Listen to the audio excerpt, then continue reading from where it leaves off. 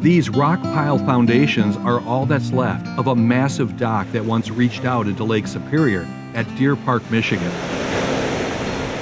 Cook's Mill was carved out of the wilderness by Charles Cook, who worked with his cousin William Wilson to harvest the cork pine in Luce County. Trees from here supported the first international bridge over the St. Mary's River, and the steamers Huron City and Pacific transited the Soo Locks with millions of board feet for Michigan City, Indiana.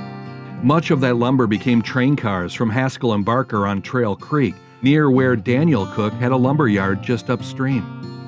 Captain John Casson was in charge of the Pacific when it made its last run on Lake Superior in November of 1887. He hit the outer sandbar after leaving the dock, but refused Captain Clary's offer to have the life-saving surfmen offload some of the lumber. By 10 p.m., a full gale erupted, and through the wind, a shriek was heard from the Pacific. The crew needed help getting ashore. Muskellunge Station took all 14 men off the ship. By 3 o'clock the next day, only the boiler, engine, and cabin of the Pacific were above water, and the lifesavers ran into the surf once again. Somehow, Captain Casson's dog had been forgotten in the midnight rescue.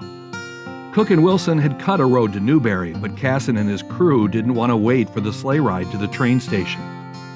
They walked the shoreline for the Soo, making Crisp Point by nightfall, and half of the crew continuing on to Vermilion, a total of 24 miles.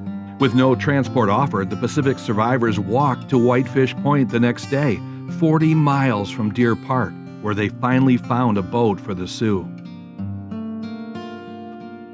What remained of the shipwreck froze over and was picked apart over the next few months. One lifesaver was fired for taking copper off the wreck, and the Pacific faded from memory. Cook and Wilson went through financial difficulties and sold everything to Bay City's Nathan Bradley.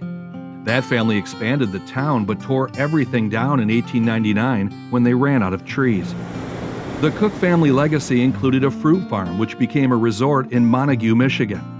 Charles' brother William became a famous lawyer who donated $12 million to create the nation's first self-contained law school at the University of Michigan. The Tudor Gothic Law Quadrangle is next door to Cook's tribute to his mother, the Martha Cook Resident Hall.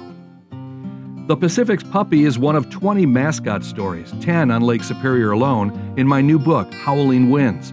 Fetch it at your favorite museum or online at shipwreckpodcast.com.